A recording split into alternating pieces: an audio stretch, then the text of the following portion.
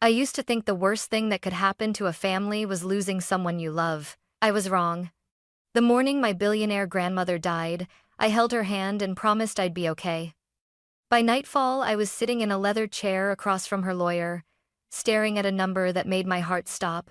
$15 billion. That was what she left me. Not my father. Not my stepmother. Not my half-brother. Me. My dad didn't mourn. He leaned forward, his voice calm but sharp, and said, "You'll sign it over. Tonight." I remember the way the room felt smaller when I shook my head. I won't. That single word cost me my home. Before midnight, I was standing outside with a bag in my hand, cut off from my own family. By morning, I unlocked the gates of my grandmother's mansion, thinking I was finally safe. I had no idea what would happen the next day, or who would be standing beside me when my father came to take everything. Before all of this, my life was quiet in a way most people would probably call forgettable. I'm Stella, and for as long as I can remember, I was the least important person in my father's house. Not mistreated in obvious ways, no shouting, no scenes that neighbors could gossip about, but overlooked so consistently that it left bruises no one else could see. My dad, Robert, had always been focused on control. Control of his career, control of his image, control of the people around him. Love, to him, was something you earned by being useful. I never quite managed that. I worked a normal job, paid my own bills, and kept my head down. When I came home for holidays, my stepmother Linda would smile tightly and ask questions that sounded polite but landed like judgments. "Still at the same job? Have you thought about doing something more ambitious?" My half-brother Evan didn't even pretend. He talked about money the way other people talked about weather, constantly, casually, as if it were the only thing worth noticing. Startups, investments. What he'd do when he finally got his hands on real capital. In that house, I felt like a guest who had overstayed her welcome. My grandmother, Margaret, was the opposite of all of them. To the public, she was a billionaire with a sharp mind and an iron reputation. Newspapers loved to describe her as formidable and unyielding. But to me, she was the woman who brewed tea too strong, hummed old songs while walking through her garden, and insisted I sit down and eat before telling her anything important. She never asked me how much I made. She asked me if I was sleeping well, if I felt proud of myself, if I was being kind to others, and to myself. When I was younger, I used to wonder why she looked tired whenever my father visited her. He'd arrive with folders, suggestions, subtle complaints about cash flow and missed opportunities. I didn't understand it then, but I do now. He never came as a son. He came as a negotiator. After those visits, Grandma would squeeze my hand and say, "Promise me something, Stella." "What?" I'd ask. "If anyone ever tries to buy your silence or your obedience, walk away." At the time, I thought it was just advice. The kind grandparents give when they've seen the world turn people sharp at the edges. I didn't know she was preparing me. As her health began to fail, I visited more often. Not because I felt obligated, but because I wanted to. We talked about everything except money, books, regrets. The strange way families can love and still hurt each other. Sometimes she'd look at me for a long moment like she was memorizing my face. One afternoon, as I was leaving, she pressed a small key into my palm. "Just in case," she said. I laughed and told her she was being dramatic. She didn't laugh back. When she passed away, the house felt colder than it ever had. My father took charge immediately. Arrangements, schedules, decisions like grief was just another project to manage. I stood off to the side, invisible again, grieving quietly. I told myself nothing would change, that I'd attend the funeral, go back to my life, and carry her memory with me like a private ache. I couldn't have been more wrong, because my grandmother hadn't just left me memories. She had left me a decision.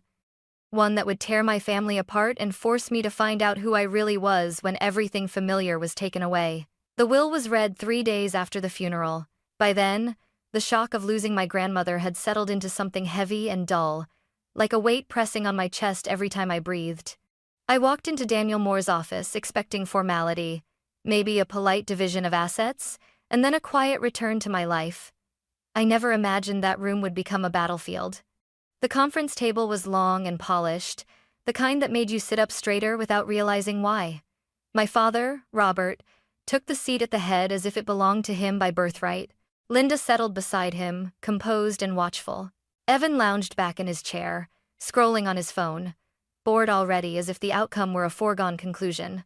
I chose a chair near the end of the table. Daniel cleared his throat and began, his voice calm, measured. He spoke about dates, revisions, witnesses, about my grandmother being of sound mind when she finalized her will. My father waved a hand impatiently. "Just read it," he said. "We all know how this works." Daniel didn't react. He simply opened the folder and continued. When he said my name, I barely registered it at first. "To my granddaughter, Stella Harris, I leave the entirety of my estate, including all financial assets, properties, investments, and holdings, valued at approximately $15 billion. For a moment, there was no sound at all. Then the room erupted. "What?" my father snapped, pushing his chair back so hard it scraped the floor. "That's not possible." Linda's hand flew to her chest. "This has to be a mistake." Evan finally looked up, his expression sharpening. "Where's my share?" I sat frozen, my pulse roaring in my ears. 15 billion. The number didn't feel real. It felt like a foreign language I didn't speak. Daniel raised a hand. "Your grandmother's instructions were explicit." My father turned to me, his eyes burning. "You did this," he said. "You got into her head." I shook my head, my voice barely steady. "I didn't even know she'd changed it. That money belongs to this family," he snapped, "and I'm the one who should control it." The word control landed hard. Daniel leaned forward. "Miss Harris, do you accept the inheritance as outlined?"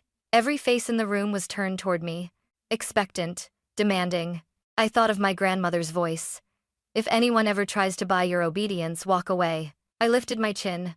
"Yes," I said quietly. "I accept." The silence that followed was sharp, electric.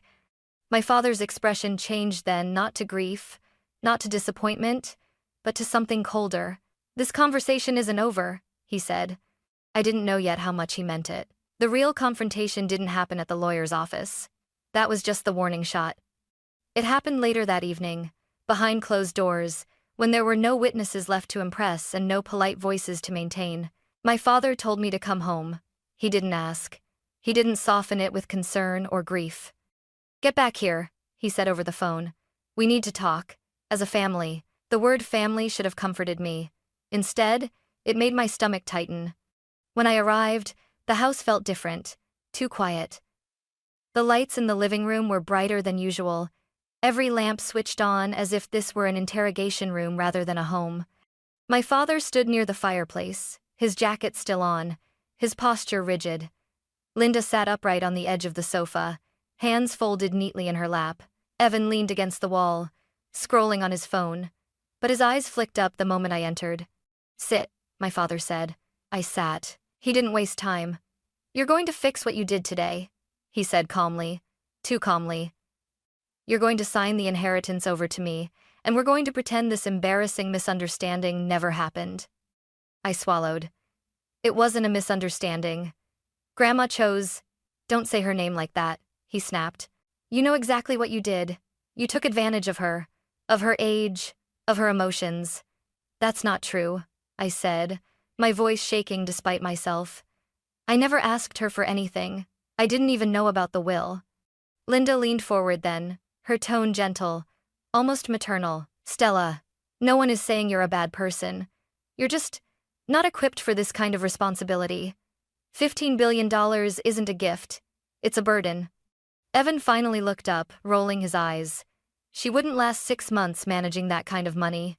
My father nodded. "Exactly. That's why I'm offering a solution." He walked to the sideboard, picked up a folder and placed it in front of me. "Sign the estate into my control," he said. "I'll give you 10%, more money than you'll ever need. You can live comfortably, travel, do whatever it is you do now. No pressure. 10%. The number hit me like a slap. "So you keep everything," I said quietly, "and I disappear?" "That's not fair," Linda said quickly. "You'll still be part of the family." Evan snorted. "As long as she behaves." I looked at the paper in front of me, at the space where my signature was supposed to go. I thought about my grandmother's hands, thin, warm, steady, about the way she looked at me when she talked about choices and consequences. I'm not signing, I said. My father's face changed instantly. The calm vanished. This isn't a request, he said, stepping closer. You think you can defy me and walk away untouched? I'm not defying you, I said. I'm honoring her. His voice dropped to a dangerous whisper.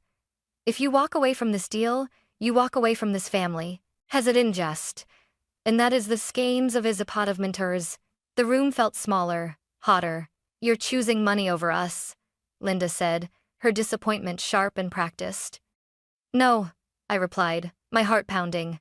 You're asking me to choose control over my own life. My father straightened, as if something inside him had snapped into place. Pack your things, he said. You have 30 minutes. After that, you're out.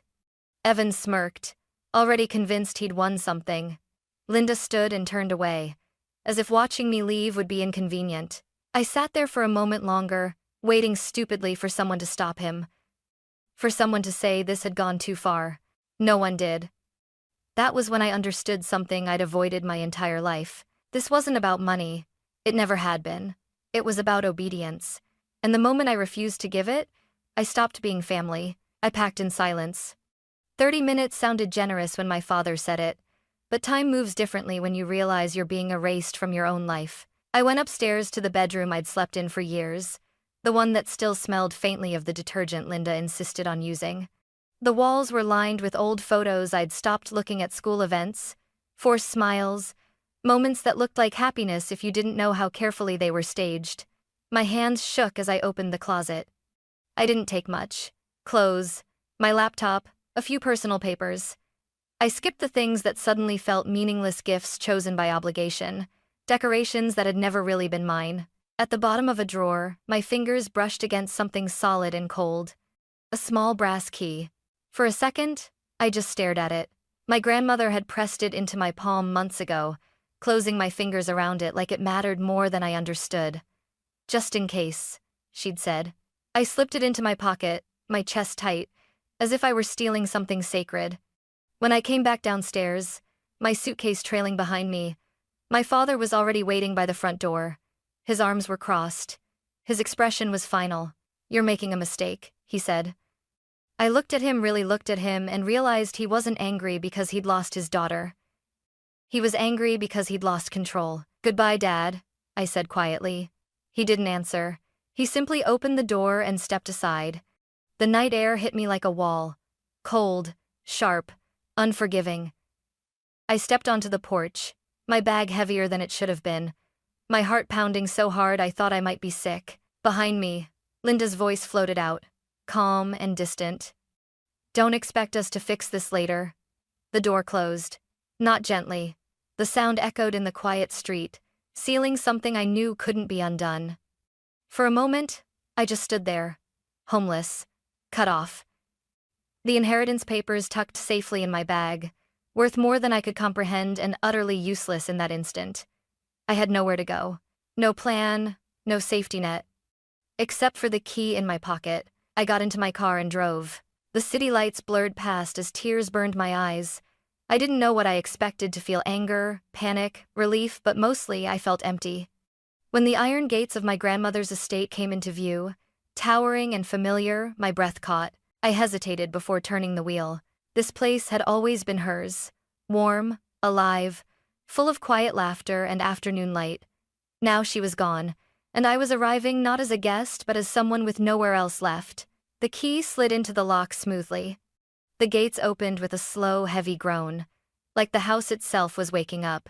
I drove up the long driveway, my headlights cutting through the darkness, and parked in front of the mansion. The windows were dark. The silence pressed in. I stepped inside, my footsteps echoing across marble floors. The air smelled faintly of polish and old wood, comforting and painful all at once. "Hello?" I called softly. For a terrifying second, there was no answer. Then a voice came from the shadows. "Miss Stella." I turned, startled, to see a tall man with silver-streaked hair stepping forward. He wore a neatly pressed suit, and an expression that shifted from surprise to something gentler. "Thomas Reed," he said. "Your grandmother's house manager." Relief hit me so hard my knees nearly buckled. "I thought I'd be alone," I admitted. Thomas shook his head slowly. Mrs. Harris was very clear, he said. If you ever came here like this, you were never to be alone. Something inside me cracked. For the first time that night, standing in the house my grandmother loved, I allowed myself to believe that maybe, just maybe, being thrown out wasn't the end of my story. It was the beginning of something my family could no longer control. I didn't sleep that night. Even though Thomas showed me to a warm guest room, the one I always stayed in when I visited, my mind refused to slow down.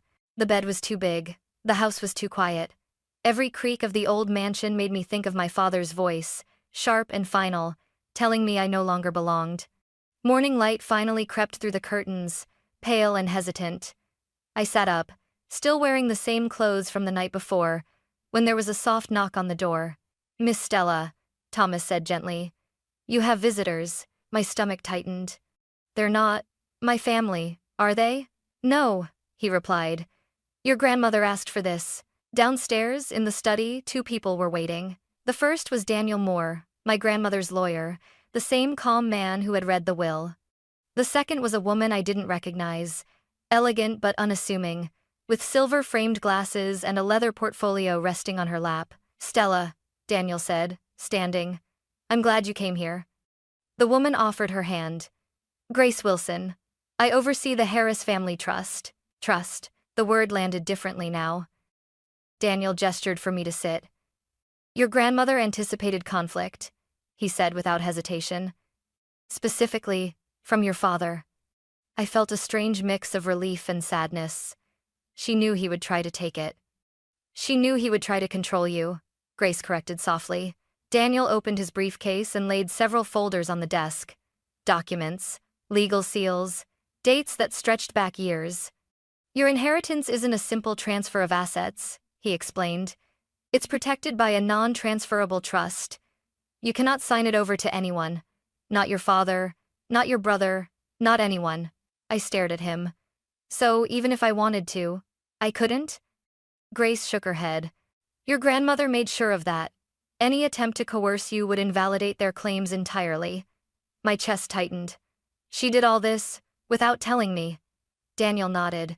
"She believed telling you too soon would put you at risk." Then he reached into the briefcase again and pulled out a small flash drive. "There's more." Thomas closed the study doors quietly as the screen on the wall flickered to life. My grandmother appeared, seated in her favorite chair, her posture straight, her expression clear and unwavering. "If you're watching this," she said, "then I'm gone, and Stella is likely under pressure." My breath caught.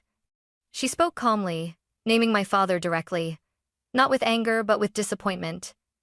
She talked about the years of financial demands, the subtle threats, the entitlement that had replaced affection. She explained why she chose me. "Stella never asked me for anything," she said. "She showed up, she listened. She treated people as people, not leverage." The video ended. I sat there in silence, tears slipping down my face before I could stop them. "She didn't just leave you money," Grace said quietly. "She left you protection." Daniel folded his hands. "Your father has no legal ground. But that won't stop him from trying." I thought of the way he'd looked at me the night before, the certainty in his voice. "What happens when he comes here?" I asked. Thomas spoke for the first time, his tone firm. "Then he'll find out that this house and everything tied to it is no longer something he can take." For the first time since my grandmother died, something inside me shifted. Fear gave way to clarity. She hadn't abandoned me to a fortune. She had built a shield around me, and whatever was coming next, she had already prepared me to survive it. The next morning felt unnaturally still. The sky above my grandmother's mansion was clear, almost indifferent, as if the world had decided to look peaceful on purpose. Inside, though, every nerve in my body was on edge. I stood near the tall windows in the study, watching the long driveway disappear into the trees, my heart beat loud in my ears. Thomas was positioned near the front hall, calm but alert. Daniel and Grace sat at the long table, folders neatly arranged, legal documents stacked with deliberate precision. Everything looked orderly, too orderly for what I knew was coming. Grace checked her watch.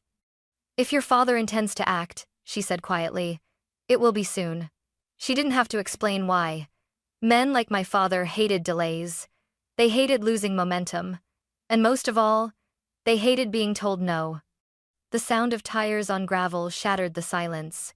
Not one car, 3. My stomach dropped. I saw them through the window before anyone spoke. My father's black sedan in the lead, Linda's SUV close behind, Evan's sports car trailing like an afterthought, aggressive and impatient. "They're here," I whispered. Thomas nodded once and walked toward the front door. "Stay where you are, Miss Stella." The doorbell rang sharp, insistent. "Not a request." Thomas opened the door before it rang again. My father didn't bother with greetings. "This is getting ridiculous," Robert said as he stepped inside, his eyes already scanning the house as if taking inventory. "You had your moment. Now hand over the keys and the documents." Linda followed him, lips tight, gaze sweeping the marble floors and high ceilings. "Honestly, Stella, you've gone far enough. This house belongs to the Harris family." Evan whistled softly. "Wow, you really moved in fast." I stepped forward, my hands trembling but my voice steady. "This is my home now." My father laughed, a short, humorless sound. "You don't know what you're saying." He walked toward me, stopping just short of my personal space.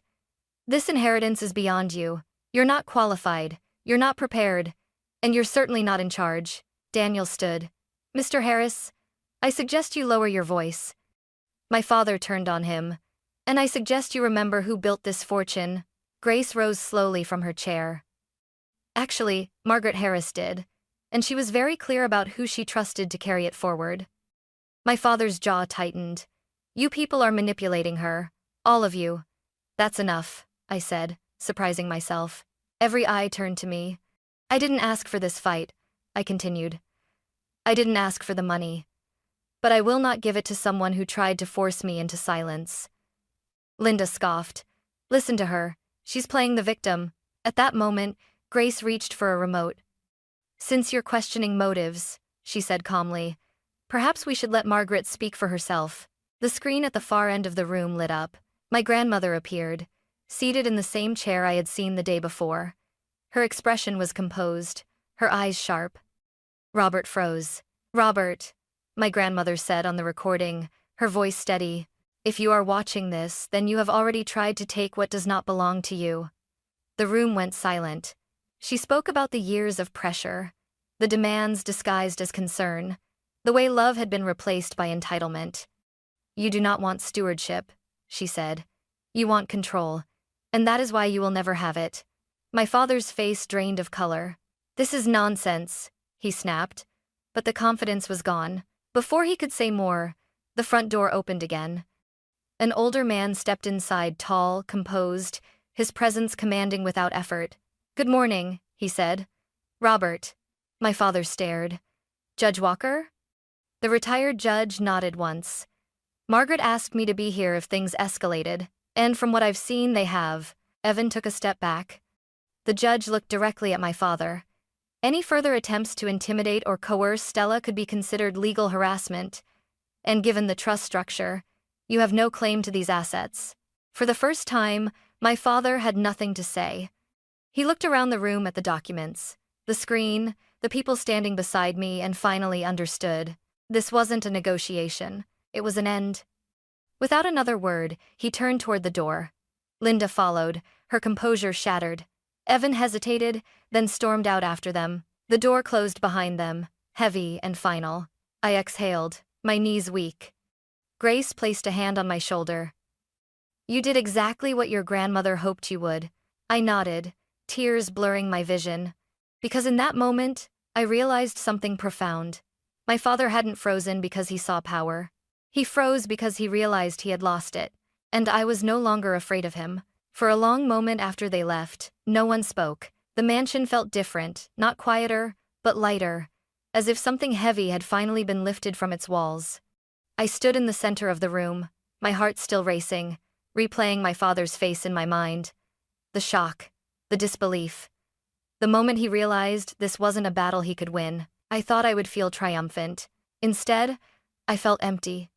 Daniel began gathering the scattered documents, his movements unhurried. Grace shut down the screen and turned to me with a small, reassuring smile. Thomas remained near the door, his posture relaxed for the first time since morning. "They won't stop trying emotionally," Grace said gently. "But legally, this is over." As if on cue, my phone vibrated in my hand. A message from my father. "You didn't have to do this. We're still your family." Another followed almost immediately. "You're letting strangers turn you against your own blood." I stared at the screen, my chest tightening. Just hours ago, he had tried to take everything from me. Now he wanted to rewrite the story, make himself the wounded one. I didn't reply.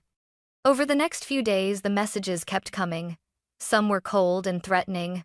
Others were suddenly warm, full of nostalgia and selective memory. Linda sent long paragraphs about forgiveness. Evan tried a different approach, hinting at business ideas and mutual benefit. I ignored them all. Instead, I focused on what my grandmother had entrusted to me. Daniel walked me through the legal responsibilities. Grace explained the structure of the trust and the safeguards my grandmother had put in place. I listened, asked questions, took notes. For the first time, I wasn't shrinking from responsibility, I was stepping into it. In the evenings, I walked through the mansion's garden, tracing the paths my grandmother loved. I could almost hear her voice reminding me to stand tall, to breathe, to think clearly before reacting. I realized then that she hadn't just protected me from my family. She had given me permission to choose myself. One afternoon, as sunlight filtered through the tall windows, I made a decision. I called Daniel and Grace into the study and told them what I wanted to do next. "I don't want this fortune to exist just to prove someone else wrong," I said. "I want it to mean something." Grace's eyes softened. "Your grandmother would have liked that." For the first time since her death, I felt something close to peace. The chaos was behind me. What lay ahead wasn't revenge or victory. It was responsibility and the chance to build something my family had never understood. Weeks later, I stood alone in my grandmother's garden, the same place where she used to sit with a cup of tea in the late afternoon, watching the light shift across the roses. The world hadn't slowed down after everything that happened. Meetings continued, papers were signed, decisions waited to be made. But inside me, something had finally settled. For a long time, I believed family was defined by blood and obligation. I thought loyalty meant endurance, staying quiet, staying small, accepting whatever treatment came my way just to belong. Losing my home in one night forced me to confront how fragile that definition really was. What my grandmother gave me wasn't $15 billion. It was perspective. She taught me that wealth doesn't reveal who you are. It amplifies what's already there. In my father, money magnified control and entitlement. In me, it magnified responsibility. And responsibility, I learned, isn't about power over others. It's about protection. About choosing integrity when it would be easier to surrender. With Daniel and Grace's guidance, I began shaping the future of the trust. We allocated funds to education programs, legal aid for people facing financial coercion, and initiatives that gave others the chance to say no without fear of losing everything. Every signature I placed on paper felt intentional, grounded, earned. I visited my grandmother's grave one quiet morning and told her the truth out loud, that I was still afraid sometimes, still unsure. But I was no longer lost. Walking away from my father didn't make me heartless. It made me honest. And honesty, I've learned, is the foundation of any legacy worth protecting. As I locked the mansion doors that evening and looked back at the house glowing warmly behind me, I understood something I wish I'd known sooner. You don't owe your future to people who demand your silence. You owe it to yourself to stand firm, even when it costs you everything familiar. That was the real inheritance. And it was one I intended to honor for the rest of my life.